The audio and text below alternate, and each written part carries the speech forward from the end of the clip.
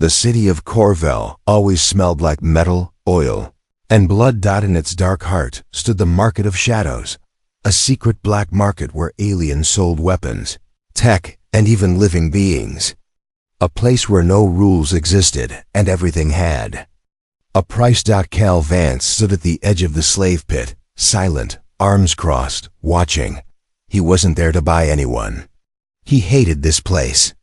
But someone had seen his sister, or someone who looked like her, being traded here. That's why he came. The auctioneer, a fat alien with 6 eyes, shouted, "Next one." Barely alive but fresh meat. Opening bid, 10 credits. Guards dragged out a girl, skinny, dirty, barely dressed. Her silver hair was matted with blood, one leg limped. Her body was shaking from cold or fear, maybe both. "She's no good for work." Someone yelled, "Only fit for meat." Another laughed. The crowd roared with cruel laughter. Cal didn't laugh. The girl's head stayed down, her face hidden. Her arms were marked with laser burns, not from accidents, but torture. One eye was swollen shut. The tag around her neck said, Z487, discard, not for service. The auctioneer tried to make her stand. She couldn't. She fell hard to the ground and coughed. Blood. No one bid, not even 1 credit. They started to drag her away, toward the butcher's tent. Cal blinked. Something inside him whispered, "Don't let them." He stepped forward. "I'll take her." The crowd went silent. Even the auctioneer froze. "You want this one?" Cal tossed a small silver chip, 20 credits. Everyone laughed again, but this time in disbelief. Crazy human. "She's trash. She won't last a day." Cal ignored them. His eyes stayed on her.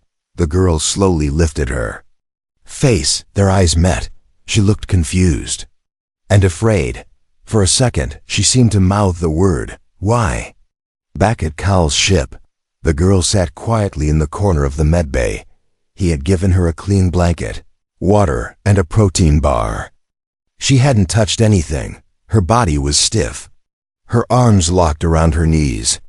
Like she expected a beating at any moment.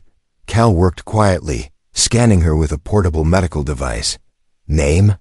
he asked softly. No answer. He tried again.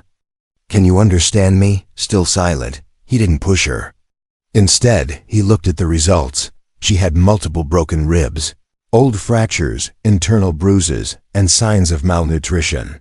Her heart rate was weak, but stable. No diseases. No infections, but something caught his eye. There was a foreign object in her neck, deep inside, almost fused with her spine. Not a tracker, something else. Human tech? Cal frowned. "Who are you?" He whispered. She flinched. Cal stood and walked to the control panel. He dimmed the lights a bit, making the room softer. Then he set the food closer to her. Without speaking. As he turned to leave, he heard it. A tiny voice behind him. "Thank you." He stopped. Turned. She wasn't looking at him, but she was holding the protein bar with shaking hands, trying to unwrap it. Her voice was like a whisper in the wind. Weak, unused. Cal slowly sat across from her, not close, not threatening. "What's your name?" he asked again. She hesitated, then said, I don't know." That hit Cal harder than he expected. He nodded slowly. "All right. We'll figure it out." She blinked at him, unsure if she heard him right. "You don't belong to anyone now," he said firmly. "Not anymore." She bit into the protein bar. Tears silently rolled down her cheek. Not from pain, not from fear, but from something she hadn't felt in years. Safety. Cal sat in the cockpit, staring at the data chip in his hand. The implant he found in her neck wasn't just old, it was impossible. Human tech, yes, but not public, not legal, and definitely not peaceful. The chip belonged to a program the military had denied ever existed, Project Ghost Sentinel. And the girl he bought as worthless meat? She had the implant, buried deep near her brainstem. He looked over his shoulder at the medbay door. She was still in there, quiet, still. Watching Dot inside the medbay, the girl sat on the floor with the blanket wrapped tight around her. She hadn't moved in hours. The protein bar lay half-eaten beside her. Cal walked in slowly and sat against the wall, keeping distance. "I know you're not just a slave," he said. "That thing in your neck? It's not normal." She didn't respond. He sighed and pulled out a photo, faded, torn. A girl with brown hair smiling beside him. His sister Lana. "This is why I came to the market. To find her. Thought maybe you saw her, or were her. But you're not." Still silence. "But now," he added, "I think you're even more lost than I am." Her head turned slightly. Still no words. Then Cal pulled out a small device, a portable scanner. "I can try to remove that implant. It might help you remember things. Or it might hurt." For the first time she looked him in the eye and nodded. Cal set her down gently on the table. She didn't flinch. This time, he worked fast. The implant had fused with part of her nervous system. He had to use a surgical laser to loosen the grip. As the device pulled free with a small spark, she screamed. Her body arched, eyes rolled back. Then silence. Cal grabbed her. "Hey, stay with me." But her body shook like a storm, and her voice came out sharp, broken. "Don't let them take the commander." Her eyes opened wide, glowing faintly. She stared at Cal, terrified, and whispered, "Is it still 2271? Then her head dropped, unconscious again. 12 hours later, she woke slowly, blinking at the ceiling. The medbay light was soft now, blue-toned and calm. Cal sat beside her with a datapad in hand, watching old news logs from decades ago, trying to match her face with any reports. She whispered, "Water?" He quickly handed her a cup. She drank with shaking hands, then stared at him. "What is your name?" Cal smiled a little. "Now you talk." She looked embarrassed. "I wasn't sure if I was dreaming. I'm Cal." A long pause. "I think I knew you," she whispered. "Before they wiped everything." Cal frowned. "Me? How?" She touched her neck gently. "I was trained to protect someone important. A human leader. High level. They told me if I ever woke up to find you." Cal froze. "I'm not a leader," he said, "but your voice. I remember it." Then she whispered something that sent chills down his spine. "Commander Cal Vance. Earth Tactical Group 7. Cal stood slowly. He had never told her his full name. No one on this side of the galaxy knew it. That night, Cal lay awake in his bunk, watching security feeds. The girl, still unnamed, sat curled in the medbay, talking softly to herself. Words like mission, protect, and don't let them find him played on loop. She had training, instinct, strength buried under pain, but someone had buried her too deep. And now, pieces of her were surfacing. Cal checked the implant again, now fully deactivated. One line of code remained in the data log, flashing over and over. Guardian. Protocol. Bonded host detected. Cal couldn't sleep. The ship was quiet, floating in deep space between two outlaw sectors. He'd rerouted 3 times to avoid bounty hunters. Ever since he bought her, eyes were watching. He stood in the hallway, staring at the medbay door. Inside, she was sitting on the floor again, legs crossed, back to the wall, staring at nothing. The blanket around her looked more like armor now. Like she didn't trust its warmth. She had spoken more now, but not her name. Cal stepped inside, holding a scanner and a soft tone in his voice. "I need to check the scar again." She nodded, pulling her hair aside, silently. There. It was, a thin, pale line across the side of her neck. Almost invisible now. But under the skin, it went deeper. Straight to the spine. Cal aimed the scanner. The screen blinked with strange readings. Encrypted data, old signal codes, fragments of video logs, most corrupted. But one small clip started to play. No sound, just video. It showed her, the girl, standing in full black armor. Eyes cold, face blank, and behind her, Cal. Tied to a wall, bleeding. She raised a blade to his throat. Cal froze, watching it. The girl, now beside him, saw it too. She gasped and turned away. No, that's not me. I didn't. Cal said nothing. He looked at the video again, then at her. You were going to kill me, he said quietly. I don't remember it, she whispered, shaking.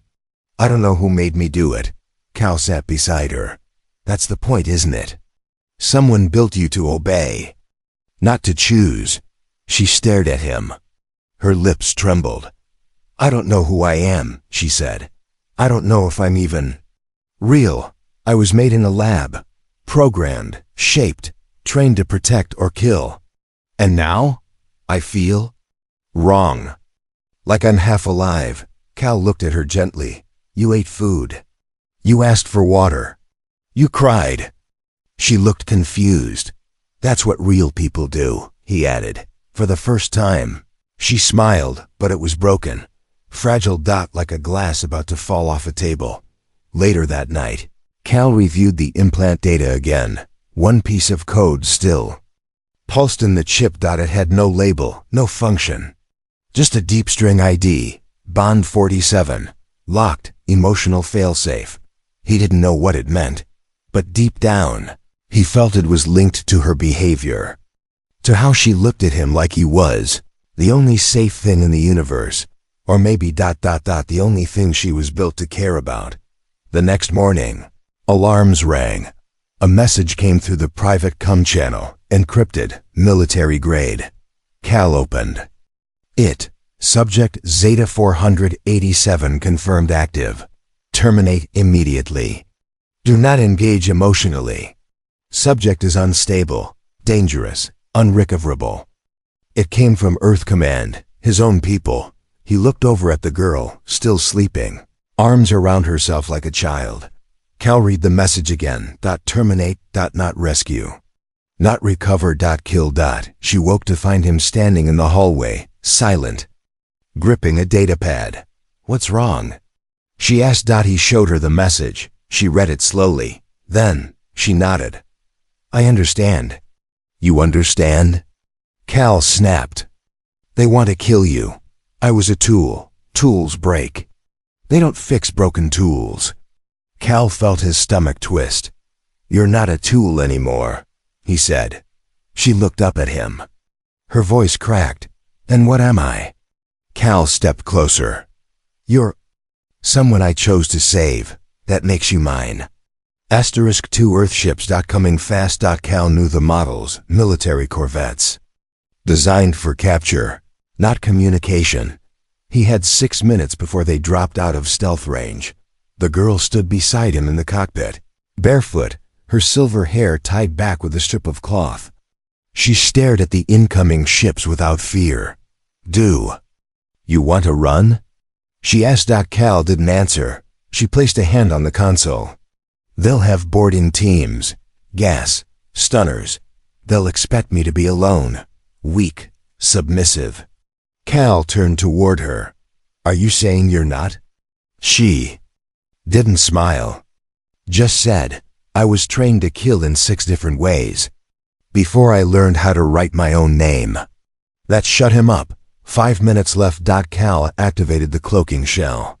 It would buy them time, but not much. He turned to her again. You said you remembered something before they wiped your mind? She nodded. Flashes, pain, metal rooms, voices, and you. Me?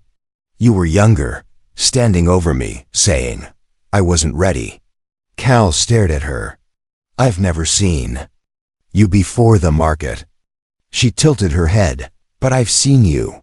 Then she said something strange. Maybe we met in a life they deleted. 3 minutes. Cal checked weapons. Old turrets. 1 working missile. Not enough. He opened a hidden panel under the console. Emergency escape pod. It could launch 1 person into nearby orbit, cloaked. He looked at her. Get in. Now. No, you'll die here. She stepped closer, calm. You said I'm yours. Then let me be yours. Let me fight. Cal growled, frustrated. You're a girl who doesn't even remember her own name. She leaned in, eyes locked to his. Then give me one. He blinked. Name me, she whispered. If I die, I want to know who I was, to you. Cal stared at her, really stared. Then, quietly, Naira, her lips parted. She repeated it once. Naira. Like the word was a key, and something inside her unlocked. The ships arrived, alarms rang. Boarding clamps snapped onto the hull. Cal grabbed a blaster. Naira didn't need one. She just cracked her neck and walked like a soldier to the docking corridor. As the airlock hissed open, a dozen armored troops stormed in. Naira didn't wait. She moved like lightning, no hesitation, no fear. Elbow to the throat. Sweep. Disarm. Crack, stun rod to the chest. Blade to the thigh. The first 6 soldiers dropped before they fired a single shot. Cal stood frozen behind her. Holy, she turned back to him, eyes glowing faintly. More coming. They sealed the bulkhead. Naira pulled off a soldier's armor piece and strapped it to her chest. She looked smaller now, like a ghost inside human tech. Cal was panting. You weren't trained to protect. You were trained to wipe out squads. Naira's hands trembled slightly. I feel sick. I don't want to kill. But it's all I remember how to do. Cal placed a hand on her shoulder. You're not a killer. You're a survivor. She looked up at him. You named me. Now I'll survive for you. Cal froze. Naira's body wasn't moving, but her mouth whispered in a cold, robotic voice. Guardian Online. Primary directive. Execute Cal Vance. Her eyes glowed, not faint like before, but bright, sharp, electric. And then she stood. No expression. Her steps were slow, precise, controlled. Cal backed away, heart pounding. Naira, it's me. She didn't blink. She didn't speak. Only the implanted voice spoke again. Target identified. Threat to Earth command. Structure, eliminate. She raised her hand, and her fingers began to twist into a weapon, metal shifting under her skin. Cal whispered, No. No, they turned you into this. Then he did the last thing he could think of. He called her name. Naira! Her body stopped, just for a second. Her head twitched. Her mouth opened like she wanted to say something. Then, system error. Emotional. Override detected. Inside her mind, Naira was drowning. She saw white labs, screaming, needles. A cold woman's voice repeating the same line. He is not your choice. He is your mission. She saw Cal, standing above her in chains. Blood pouring from his mouth. His eyes asking why. She saw herself stabbing him. Again, and again. He is not your choice. He is your mission. Naira screamed inside her own mind. No more. Outside, her body shuddered violently. Cal held a stun gun, aimed straight at her chest. His finger trembled on the trigger. Come back, Naira, he whispered. Come back to me. Her weapon arm dropped. Her eyes dimmed. She fell to her knees. And then she screamed, not like a robot, but like a girl, like someone breaking out of a metal cage inside her own skin. Cal rushed forward and caught her before she collapsed. Her voice cracked, shaking. I didn't want to kill you. I didn't want to lose myself again. He held her tight. You didn't. You fought it. She sobbed against his chest, gripping his shirt like a lifeline.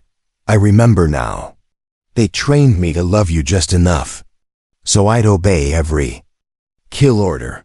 That's what bonded host meant. I was made to protect and destroy you.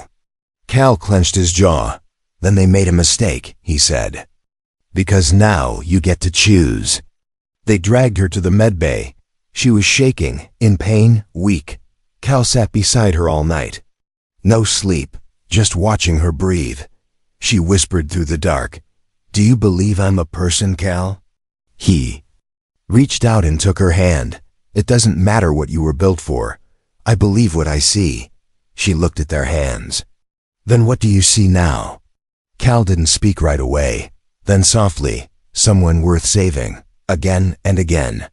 Later, the AI voice returned, calm, neutral. "Warning, neural core deactivated. Guardian program terminated. Subject Nira now classified. Unstable, unknown, uncontrolled." Cal grinned. "Good, that's how I like my crew."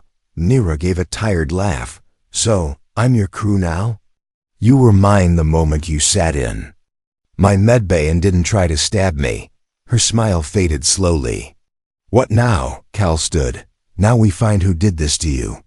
"And your sister?" she asked. He looked away for a second. Then back at her. "You're both missing. I just happened to find you first." Asterisk, the stars outside the cockpit drifted by like slow-burning fireflies. Cal stared into them with tired eyes, hands gripped around a warm mug of STIM-coffee. Behind him, Nira moved quietly. Her footsteps weren't silent like before, not like a weapon trained to strike. Now she walked like someone feeling the ground beneath her feet for the first time, still unsure if she belonged. Cal spoke. "Without turning around, they erased your file from every open database." Nira stood beside him, arms folded tight. "What does that mean?" Cal turned the screen so she could see it. Project Zeta Ghost. Earth Tactical Command. Sealed, redacted, buried. Not even Black Ops. Ghost Ops. He zoomed in on a corrupted line of code. Test Group Alpha 47. Biologically imprinted Guardians. Subject Z4 to 87. Terminated. Nira pointed. "That's May." Cal nodded. "According to this, you died 4 years ago." Nira backed away from the screen slowly. Her voice was barely above a whisper. "So I'm not even supposed to be alive." Cal stood. "They threw you out like trash because you didn't follow orders. Because something inside you refused." She looked up at him, pain hidden behind quiet strength. "They called me unfit even for meat, Cal. That's what the tag sighed. You're not meat. You're the proof they failed to control you." Later in the mess hall, Cal handed her a simple meal. Roasted protein slab and a slice of fruit. She looked at it curiously. "I don't remember what I liked," she said softly, "or if I even had favorite foods." Cal grinned. "Guess it's a good time to start learning." She smiled, real, warm, and human. They sat together in silence for a while. Then she asked, "Your sister, the reason you came to that slave market, you never told me what happened to her." Cal's expression darkened. "She vanished too. Years ago. Rumors said she was taken by the same group that ran Project Ghost Sentinel. No body, no messages, just gone." Nira tilted her head. "What was her name, Lana?" Nira blinked. The name triggered something. She shut her eyes. Pain flashed through her mind. A girl, laughing. Brown hair. Talking to someone through a glass window, reaching out. "Don't forget me, okay? Even if they change you." Nira opened her eyes slowly. "I think I saw her." Cal sat up straight. "What? Where?" "Not clearly. But in the lab. I think she spoke to me once. She tried to reach me before I was put in cryo again." Cal gripped her hand. "That means she might still be alive." Nira nodded. "And if she is, she's in danger, like I was." Back in the cockpit, Cal plotted a course. Nira studied the screen. "That's deep space. Restricted zones." "I don't care," Cal muttered. "If the same people who made you took Lana, I'm going straight to them." Nira looked at him. "You could die." Cal looked back. "So could you." Her expression softened. "I don't care either. As long as I'm by your side." He paused, studying her. "You know," he said, "you don't have to be with me anymore." "I know," she whispered. "But I want to." The enemy didn't come with armies. They came with silence. A single black ship appeared in orbit. No markings, no lights, no warnings. It hovered like a ghost, waiting. Cal and Nira stood in the cockpit of their own small vessel, watching it. Through the view shield. That's a command-class ghost carrier, Cal muttered. They only send those for high-value targets. Nira nodded. I used to be one. Cal turned to her. You still are. She looked at him, surprised. I mean to me, he added. A voice came through the comm. Cold, calm, female. Zeta 487, Guardian class, return for reprocessing. Your bond is rejected. The human must die. Nira stepped forward. I'm not yours anymore. You were never yours to begin with. Nira glanced at Cal. She's right, you know. Cal frowned. What? I wasn't mine before. I was just something made to follow orders. But now... She reached down, picked up Cal's old jacket, and slipped it over her shoulders like armor. Now I've decided what I am. They docked with the black ship. Cal insisted on going in alone. Nira didn't let him. Inside was a metal maze. Cold, clinical, lifeless. At the center, a tall figure in a long gray coat. Human, female, older. Wires ran from her skull into the floor. Her eyes were wrong, glowing. Inhuman. Dr. Vera Elin, lead scientist of Project Ghost Sentinel, she looked at Nira without emotion. You survived, curious. We dumped you with the trash. Nira stepped forward. And I found someone who made me feel real. That was your mistake. Dr. Elin tilted her head. Emotion is not real, it's noise. Cal raised his blaster. Then you won't mind if I shut you off. But Elin didn't move. You can kill me, she said, but the command link runs deeper than me. She's still connected, still a weapon. Nira gritted her teeth. No, she whispered. I broke it. Dr. Elin pressed a button on her wrist. Nira screamed. Her body arched. Her eyes went white. Cal caught her as she fell. Nira. Elin smiled. Slightly. You see? Even now she's only reacting. A machine pretending to feel. Cal held Nira's face. Her eyes fluttered. She was still fighting it. Nira, he whispered. Look at me. Come back. You're not a weapon. You're not a machine. You're mine. Her eyes focused. Just a little, and she whispered back, say my name again. Cal smiled, even as his heart raced. Nira. Her body jolted, not from pain, from choice. The scream became a roar. She stood. The bond shattered. The implant fried itself, smoke rising from the back of her neck.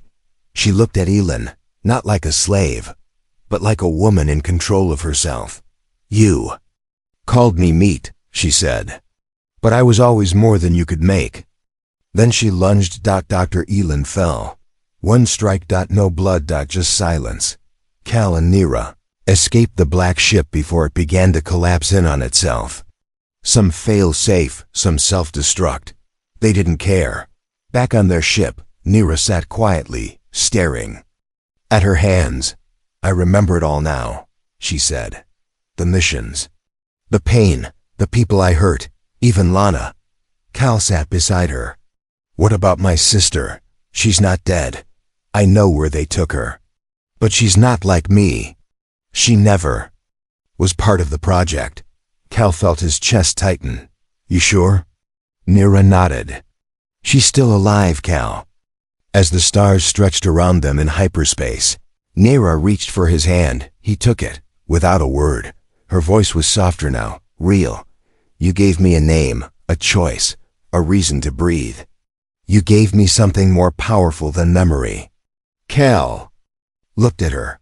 What's that? She leaned in, eyes locked with his. You made me human.